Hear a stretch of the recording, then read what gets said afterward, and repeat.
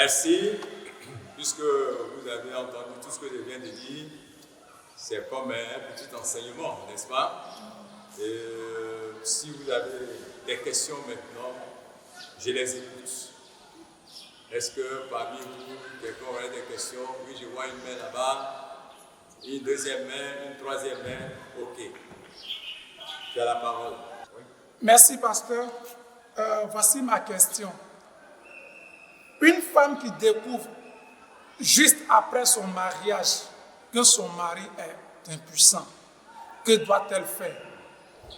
Aussi, juste après 2 ou 3 ans de mariage, la femme découvre que son mari est impuissant.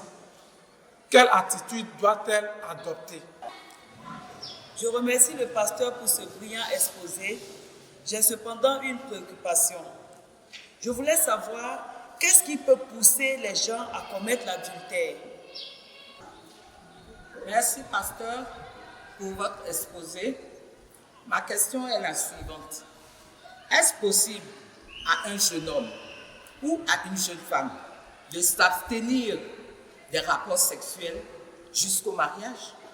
Merci. Je voudrais sincèrement vous dire merci pour vos différentes préoccupations. La première préoccupation vient du frère qui dit qu'est-ce qui pousse les gens à être adultères. On peut faire même un débat sur ça. Mais ce que nous pouvons retenir, ce qui peut pousser un homme à être adultère, nous pouvons énumérer beaucoup de choses. Beaucoup de choses, que ce soit dans le foyer. Beaucoup de choses. Mais en même temps, les passages que nous avons lus tout à l'heure, Dieu dit, ne commettez pas d'adultère. C'est ça qui est la vérité. Dieu dit, par exemple, pardonnez, pour que vous soyez aussi pardonnés. Maintenant, si tu penses que tu vas trouver des arguments pour ne pas pardonner, c'est ton problème. Dieu dit, ne commettez pas d'adultère. Il n'y a pas de raison, d'argument qu'on peut trouver pour commettre l'adultère. Il n'y a pas d'argument qu'on peut trouver pour ne pas pardonner, par exemple. Ou bien des arguments qu'il faut trouver pour voler, pour mentir. Là, ça devient grave. Alors, en d'autres termes, ce qui veut dire que si aujourd'hui encore, il y a des gens qui sont encore dans ce péché, il n'est pas trop tard. Il n'est pas trop tard. Il faut que ça soit clair. Il n'y a pas d'argument. Dieu ne peut pas te dire, oui, si tu commets l'adultère, parce qu'il y a eu telle raison, alors je t'applaudis. Jamais. Jamais. Il a dit, ne commettez pas l'adultère. C'est pour dire que, Seigneur, je suis dans l'adultère. Je fais quoi pour ne plus être adultère? Parce que tu l'as aussi dit, tous ceux qui commettent l'adultère n'iront pas au ciel. Maintenant, si toi tu penses que tu es tellement fort, ou bien tellement forte, que tu peux demeurer dans ce péché et aller au ciel, tu verras la surprise. Dieu nous encourage tous. Nous qui sommes tous concernés, et nous sommes sur terre, nous sommes tous concernés. Nous sommes tous concernés, nous sommes tous tentés ici et là. Mais une seule chose, c'est de mettre les deux genoux à terre pour dire Seigneur, viens à mon secours. Seigneur, aide-moi. Seigneur, viens à mon secours. Seigneur, aide-moi. Seigneur, viens à mon secours. C'est ça qui est la victoire. Alors, il n'y a pas d'argument pour commettre l'adultère. Dieu dit, qui dans ça? Aucun jour, il puisse te dire, bon et fidèle serviteur. Je sais bien que ce n'est pas le seul péché. Il y a beaucoup de péchés. Les rancunes, par exemple, il y en a plein. Quand tu n'as pas pu pardonner, que tu cherches à te venger, etc. La deuxième question, la fornication.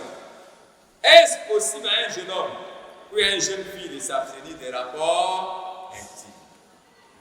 Quand nous allons un peu dans le vétérotestamentaire, c'est-à-dire dans l'Ancien Testament, le texte que je viens de vous lire, dans l'Ancien temps, dans même de Moïse, les gens s'abstenaient, les jeunes filles, les jeunes hommes s'abstenaient des rapports intimes jusqu'au mariage.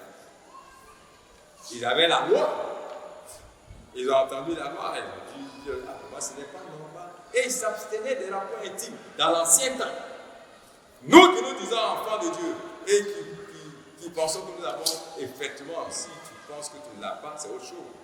Mais si tu as vraiment le Saint-Esprit, tu t'es vraiment repenti, mon frère, tu peux t'abstenir des rapports intimes jusqu'au mariage.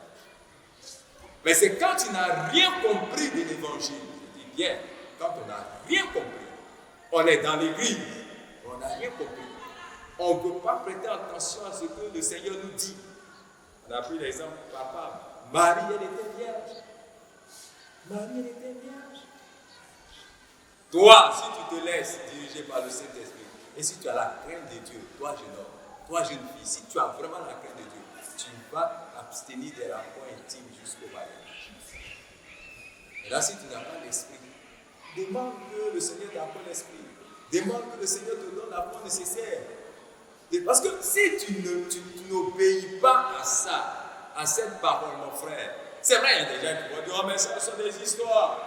Ce sont des histoires. Tu peux connaître une fille, tu peux connaître, tu peux faire ça. Il n'y a rien. D'accord? Qu'est-ce que le diable a dit à Ève? Il dit, est-ce que réellement, si vous mangez de ce fruit, est-ce que. Et ils ont mangé, ils sont devenus Dieu. Au contraire, on les a chassés du jardin. Donc, il y a des gens qui vont venir avec des paroles mielleuses. Non, c'est pas grave, il faut te protéger, comme je le disais tout à l'heure dans l'exposé. Il y a des parents même qui encouragent ça, qui encouragent leurs enfants à connaître, aller dans ce sens avant même le mariage. Mais Dieu merci, ce n'est pas tous les parents. Et Dieu merci, ce n'est pas toutes les jeunes filles, ce n'est pas tous les jeunes hommes qui sont dans cette danse. Il y a des jeunes filles qui ont compris l'évangile. Il y a des jeunes hommes qui ont compris l'évangile aujourd'hui, à l'heure où je vous parle. Et dans le monde entier, ils sont aussi nombreux, qui craignent Dieu et qui ne livrent pas leur corps à n'importe qui. Regardez un peu ce qui se passe, une jeune fille, tu te livres ici, tu passes ici, 2 enfants, 3 enfants, 4 enfants, des pères différents. C'est quelle vie? Et nous sommes dans l'église avec ça. Vanité des vanités. Des vanités. Donc, le problème du monde de la fornication, un jeune homme, une jeune fille, c'est aussi mon frère, pour ce jeune homme qui a compris l'évangile, pour cette jeune femme qui a compris l'évangile. Et c'est l'enseignement. Un parent qui entend ça, et puis tu dis, ah vraiment, tu acceptes ça, tu vas communiquer ça à tes enfants. C'est vrai, il faut le dire à tes enfants. Au moins tu le dis. Il faut le dire. Si tu ne le dis pas, c'est autre chose. Et la dernière question, qui est vraiment capitale, cette question, qui dit que quelqu'un qui se marie et qui a un problème de santé, c'est-à-dire il a une faiblesse sexuelle, et qui cache cela à sa femme. Et c'est dans le mariage qu'on découvre qu'il a un problème. Il n'a pas dit la vérité, n'est-ce pas? Lui, il n'est pas bien, c'est un menteur. Ça là, on peut condamner ça dans un premier temps parce que tu es malade. Il faut avoir le courage de le dire et chercher à te soigner. Et puis d'abord, même quand tu n'as pas de sentiments, qu'est-ce qui va te pousser à aller vers une femme vous dites vraiment, j'ai des sentiments pour toi, si en bas là-bas, si c'est pas bien. Excusez-moi, ouais, parce que je veux dire. Si ça ne va pas là-bas, mais qu'est-ce qui te pousse à aller dire à une jeune fille, j'ai des sentiments pour toi? Ça là, celui qui fait ça, il n'est pas bien. Il n'est pas bien. Ça, on peut condamner cette personne, c'est pas normal. Maintenant, tu es dans le mariage, tu as fait 1 an, 2 ans, même tu as eu des enfants avec ta femme. Et puis subitement, tu as ce problème. Je vais répondre d'abord à cela. Vous avez eu au moins 1, 2 enfants, bien 3 enfants, et puis ce problème survient. Mais toi, la femme, et toi, l'homme, vous avez constaté tous deux. C'est un problème. Qu'est-ce qu'on fait quand on envoie d'une situation? On crie à Dieu. On cherche aussi à se soir. Tout est dans la main du Seigneur. Là, déjà, vous êtes engagé, on ne peut pas vous dire non, vous devez vous séparer, vous devez chauffer. Même le fait que tu sois marié devant Dieu, devant les hommes, comme moi, tu t'es marié, tu as fait les 3 parties, c'est-à-dire la partie civile et à l'église. Et puis, une semaine après, la femme découvre que tu as ce problème. Ce n'est pas à moi de te dire, il faut l'abandonner. Pour moi, je me dis que tout est possible au Seigneur. C'est vrai que dans un premier temps, on condamne cela. Le jeune homme qui a fermé la bouche, qui a gardé le silence pour arriver à ce stade du mariage, nous disons qu'il n'est pas sérieux. Nous disons qu'il n'est pas sérieux dans notre vie. Deuxième point, pour moi, je me dis que pour ce qui me concerne, pour ce que je dis, ce qui m'engage, je dis que c'est une situation auquel vous êtes confrontés. Pour moi, en priant, en remettant la chose devant Dieu, Dieu est capable de faire quand même quelque chose. C'est ça qui est la vérité. Donc, on n'a pas tout sur corruption. Non, je vais abandonner et je vais divorcer. Ce n'est pas ça qui est la solution. Mais on remet ça dans la main du Seigneur et puis le Seigneur fait le reste. Et puis ce cas, c'est vrai, on pose ce genre de questions, mais ce sont des cas quand même rares. Ce sont des cas vraiment rares. Je ne dis pas que ça ne se passe pas, mais ce sont des cas rares. Et même si c'est rare, le Seigneur seul sait ce qu'il doit faire. Donc, chers frères et sœurs, pour tout ce qui concerne l'adultère, en conclusion, faisons attention. Péché, c'est péché. On ne joue pas avec le péché. Le péché et l'adultère, c'est la même chose comme le vol, c'est la même chose comme les rancunes, c'est la même chose comme le vol. Il ne faut pas prendre, faut pas décider dans ta vie d'être adultère. Ou bien une jeune fille de forniquer toute ta vie. Que le Seigneur bénisse. Que le Seigneur bénisse ceux qui ont des oreilles pour entendre.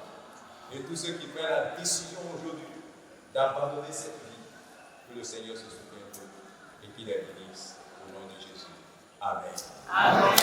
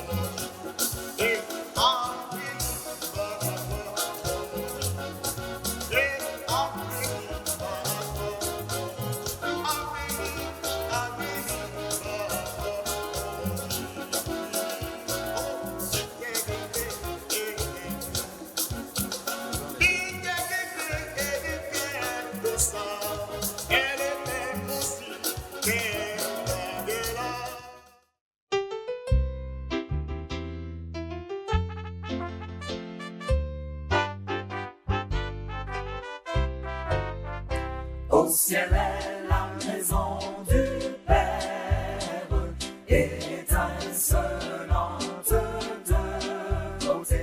Tout en elle est gloire et lumière, ineffable félicité.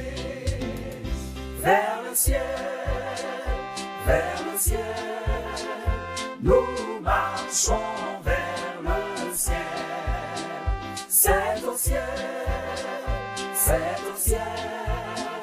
que notre héritage éternel. Là le bonheur est sans mélange, là le péché ne règne plus. C'est l'amour et c'est la louange, c'est la présence de Jésus. Vers le ciel,